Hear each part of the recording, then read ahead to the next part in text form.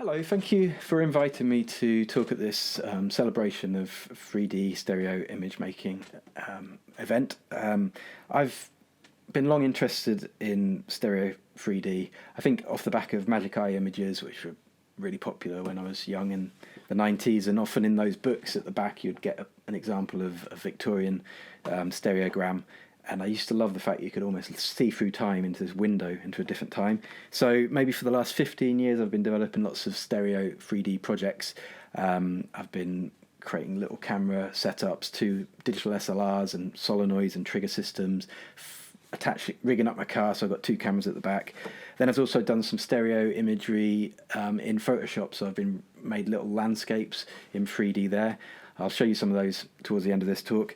But the main thing I want to talk about today is what I've been doing since lockdown last year and how 3D stereo filmmaking's kind of played into that.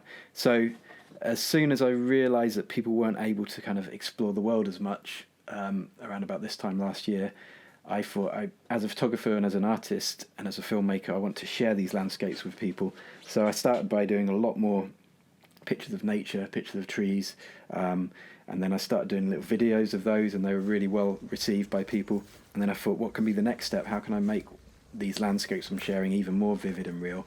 And that brought me back to Stereo 3D. So I built a new setup, which I'll tell you about in a bit. And that allowed me to capture landscape in Stereo 3D in really lovely detail. And I'll tell you a little bit about that later. All of these films that I've been making, I've probably started making them about 3 months ago, and they're on a YouTube channel I've made, which if you go to Andrew Brooks Photography, then it's called 365 3D channel there, and there's lots of 3D films there. And I'll just show a quick clip now of the tours in New Mills where I live in the snow.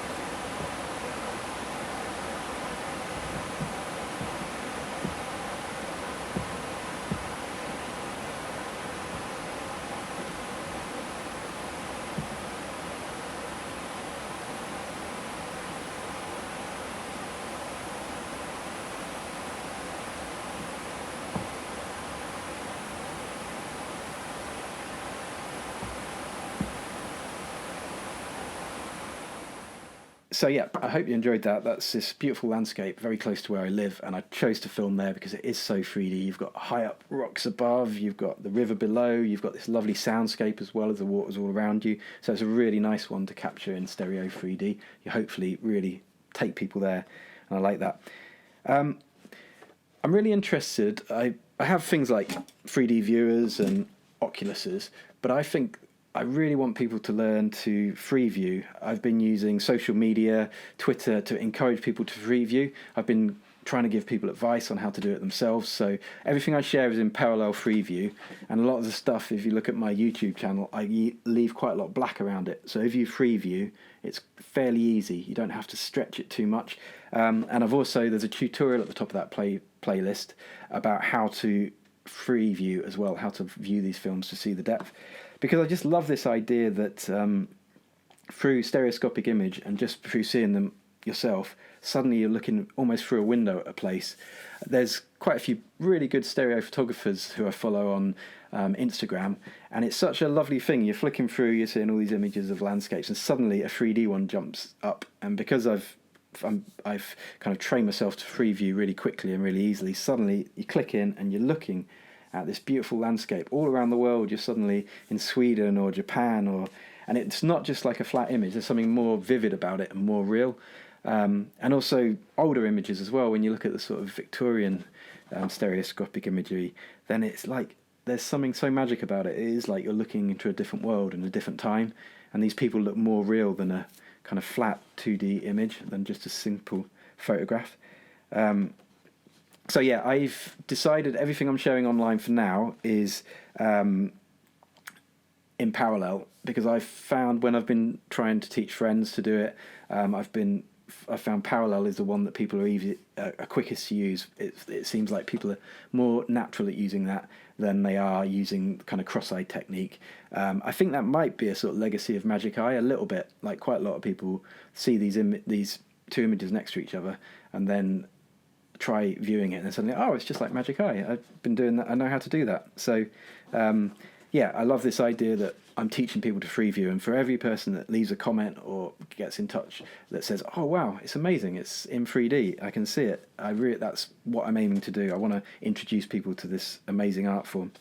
I'm going to show a few more clips now. There's a clip of a graveyard in the mist in Stretford that had this lovely depth. You've got all the gravestones which are staggered away from you, and there's also the mist, so the far off buildings are just kind of peeking through the mist.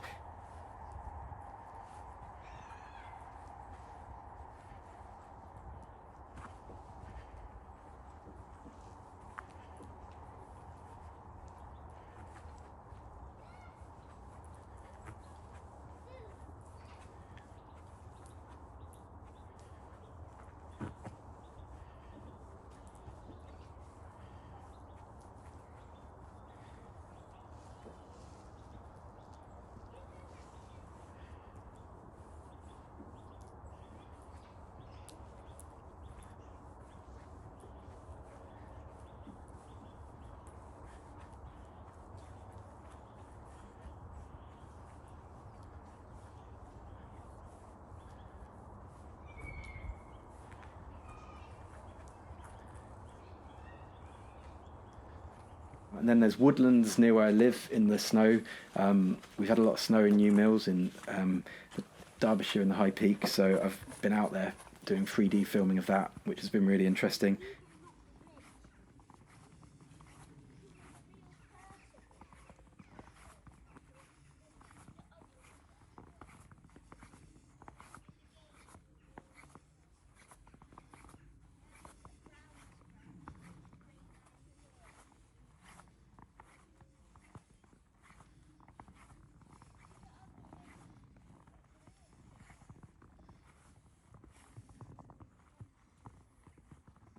And then a frosty lane, a kind of bridleway near where I live that I managed to get to on a beautiful frosty morning.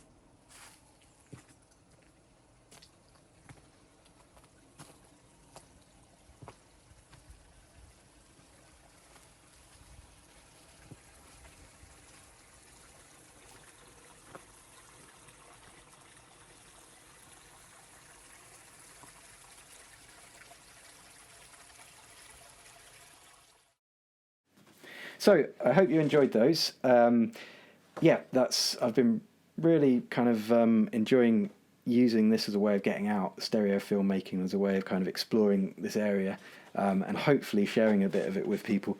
So I'm just going to quickly talk about my camera setup, and I've had an idea of how I'm going to do that, because obviously I'm filming this in stereo, so hopefully you can see the two cameras there. I don't know if you can, I'm guessing, but oh, I need to stay near the microphone.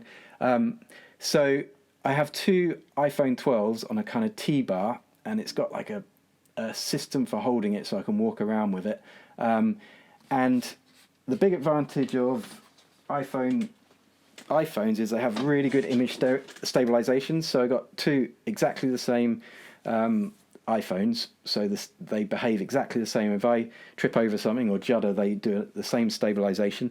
And also I found that when I was looking at these videos through a really good viewing device, I found the frame rate of 30 frames a second wasn't great. It felt quite juddery as we were moving sideways, whereas 60 frames a second, which these can do at 4K, it felt really smooth. It kind of got rid of that judderiness that for some reason really jumped out at 30 frames a second.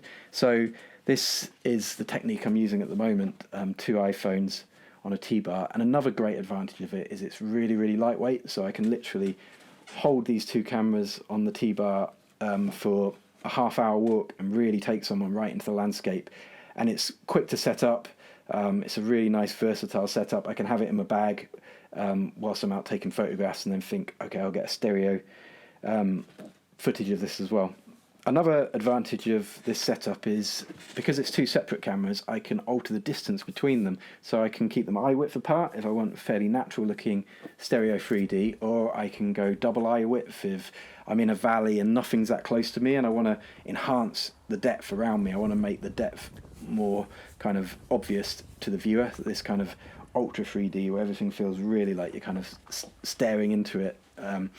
But also I can move them closer as well. So if I'm going down an old lane, I've got trees nearby, I might want them half eye distance apart, and that really kind of makes that more comfortable to view. You can get right close to plants from about a metre away, and it's not as forced, and it's a kind of comfortable 3D view. So that ability to kind of bring them closer together and further apart is really, really helpful. So another thing that I'm really enjoying exploring through stereo photography is it's an idea that comes up in my still photography quite a lot. It's the idea that you can use a camera to pick up more detail and see detail in the world that you can't perceive with your own eyes. That might be through different lenses, through long exposures, but there's often subtle details that you can't quite pick out because they're just beyond the range of what we can perceive and what we can kind of pick up. So I've always been interested in doing that through standard photography, and here's some 2D images. I'm going to split them over left and right, but these aren't meant to have depth. But this is a kind of macro photography, so through a macro lens you see such sharp detail that you can't see with your own eye. This is my hand moving through bioluminescence in a Florida lagoon, and this is about 30 seconds of light. When your eyes adjust you can really see it, but it's quite a subtle light. But a long 30-second exposure, suddenly we're picking up detail that we can't pick up with our own eyes. And here's another one of a close-up of a dandelion. There's this amazing spectrum of light inside it. I think you can just about see that there. Really vivid colours. And here's one of a halo around the moon. And that halo, once I was working with long exposures, just had the suggestion of a kind of the spectrum of light in there, the kind of rainbow effect in it. But I wouldn't have been able to see that with my own eyes. I wouldn't have been able to see close to that. But through long exposures, I could really bring out that detail. And here's another. This is actually a nighttime photograph of a lane in Cornwall, but by using 30 seconds exposure, I could really pick out this fine detail. But yeah, the reason I'm showing these is because I'm now starting to try and do the same thing with 3D stereoscopic stills and images. I'm trying to capture detail that you can't quite perceive with your own eyes. So here's a couple of films I want to show you. This is one of a pond up on moorlands, and I'm throwing stones into it, but by slowing it down, by showing it in 3D, by reversing it, you suddenly see all these patterns that we just couldn't pick up with our own eyes. We just couldn't perceive that level of detail, and also the patterns. When you reverse things, there's all these strange shapes and patterns that feel kind of slightly wrong. I guess it's cause and effect in the wrong direction, so there's something slightly uncomfortable about playing things in reverse. So by shooting this in stereoscopic 3D, I can just examine what these things look like, and it's really interesting because it just makes you realise that we move through the world with a very narrow field of vision and perception, but through using cameras and technology and 3D and exposures, suddenly we can enhance that spectrum of that spectrum of information that we're receiving from the world, and suddenly see so much more. And I'm exploring that more and more in stereo photography. Here's another film. This is looking into a puddle.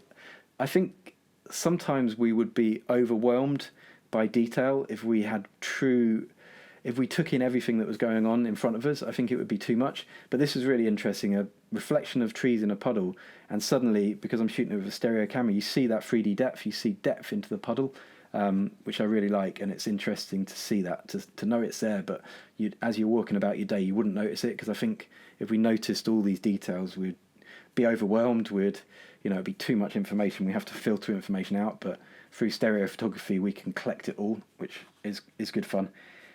Because these films are shot in 4K, it means I can pull really effective still images out of them. So here's some stills from these films that I've pulled out, and they still have lots of detail and lots of nice 3D shape to them. So they're quite satisfying, as well as the videos, to get some still images from them as well.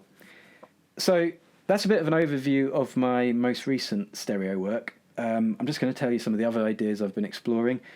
Here's some sequential stereo images. So these were made with one camera, but I moved the camera very quickly from left to right to get my 2 camera positions. This is of Manchester Museum. Long before lockdown, I just had a day in there with my family, and I thought, oh no, I'll do a quick stereo photo shoot of the animals and the bones. I suddenly thought these objects really lend themselves to 3D. So it's a sequential stereo photo shoot here. And now we're looking at Photoshop and how I've been creating these. I've been using hundreds and hundreds of photographs. Let me just show you a few of my still images. I do a lot of post-production in Photoshop, and I build my photographs out of maybe 200 images from 30 different photo shoots to create these entirely imagined views. This is called Sealand, and it's built out of buildings from Manchester, Liverpool, all over the world. This is called Western Beacon. It's a lighthouse from Anglesey. It's caves from Snowdonia and the Peak District, all combined to make these kind of imagined places. This has got a rock, a tree from Tatton Park, and then it's got an observatory from Carlton Hill in Edinburgh, combining them to make these imagined places. But because I'm making these images out of multiple photographs, they tend to be in big chunks, in big layers, so big separate elements. So when we've got the image of Carlton Hill Observatory, that will be one layer where you see the observatory on top, then the trees, and then the sky in the background. So I always thought, how could I put these in 3D space? So here's some examples. This is one of the most successful ones. I reshaped this landscape that I created for a BBC Philharmonic concert. So it has 3D depth. And you can see here it's only in 2D, but I'm moving it around in Photoshop, so you can see the shape and the way I've used layers in Photoshop and positioned those layers in space, and then also shaped them, kind of almost sculpted them using depth maps. And then all I have to do effectively is create 2 virtual cameras, so a left eye and a right eye, and take an image from each of those virtual cameras, and suddenly we've got this really nice stereoscopic still of this impossible scene. So it's fun to do. They're quite complex, but they're really good. I really enjoyed making these. It took me quite a while to learn the technique and kind of figure it out. Here's a couple more of those. This is inside that cave, that Western Beacon.